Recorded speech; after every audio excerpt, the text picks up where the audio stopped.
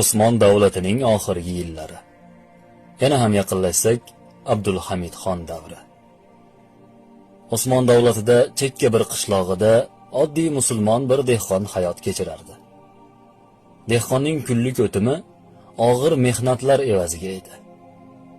Dehqon hayotini biroz yaxshilash yo'lini o'ylab qoldi. Uning boy, badavlat bo'lgan yahudiy qo'shnisi bor edi. Qo'shnisidan maslahat so'rab, "Menga ayting-chi, sizlar qanday boy, badavlat yashaysizlar?" Shunda yahudiy, "Istasang sen ham shunday boy bo'lishing mumkin.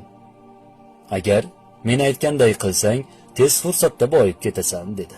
Boyga dehqon, "Nima qilishim kerak?" deb so'radi. Yahudiy, "Hamma ishni men aytganday qil. Bisotingda nima bo'lsa sotgin. Yerlaring, hayvonlaring, uying, hammasini. Sotgach, puliga kelishicha tulkining dum yungini sotib ol va falon bozorga olib borib sot. U hammasi bir kunda sotilib ketadi va sen qarabsanki, boy odamga aylanasan." Dehqon yahudiy aytgandek, nima narsasi bo'lsa sotib yuborib, kelishicha tulkining dum yungini sotib oldi.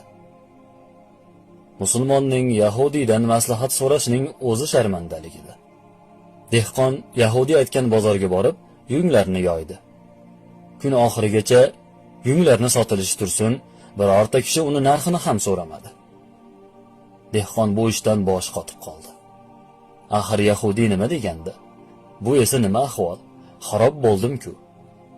Dehqonga rahmi kelgan bir savdogar unga, "Sen Sulton Abdulhamid Xon xalqni qabul oladigan kunni poylab, u kishi bilan uchrashgin va boshingga tushgan bu kulfatni ayt. Biror yechim aytadi", deya maslahat berdi. Dehqon sulton bilan ko'rishish uchun navbatga turdi. Navbat kelgach, Sulton Abdulhamid Xon bilan ko'rishib, unga bo'lgan ishni hammasini aytib berdi. Abdulhamid Xon bu voqeani, yahudiyni bu bergan maslahatini eshitib, dehqonga dedi: "Sen Qur'oni Karimdagi yahudiylar haqida nozil bo'lgan oyatlarni o'qib o'rgangin. Endi tulkining yungiga kelsak, uni yana o'sha bozorga olib bor va 2 oltindan kamiga sotma." Dehqon Abdulhamid Xon so'zdan ajablanib, "Sultonim, bu ish bermadi.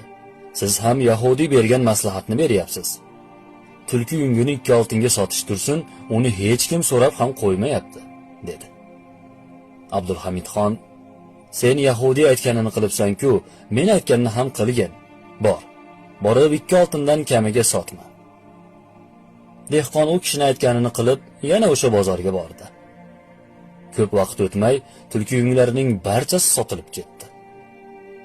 Dehqon bu ishdan hayron qoldi. Nima bo'layotganini tushunmadi. Sulton Abdulhamid Xon dehqon chiqib ketishi bilan yangi qonun joriy qilgandi. Agar qaysi bir yahudiy men bilan ko'rishmoqni istasa, yelkasiga tulki dumidan bo'lgan yungni tashlab, keyin mening qabulimga kirishi mumkin. Aks holda qabul qilinmaydi, degan qonunni joriy qilgandi. Dehqonning ishi hal bo'lganini eshitgach, Abdulhamid Xon bu qonunni ertasi kuni yana bekor qilib yubordi.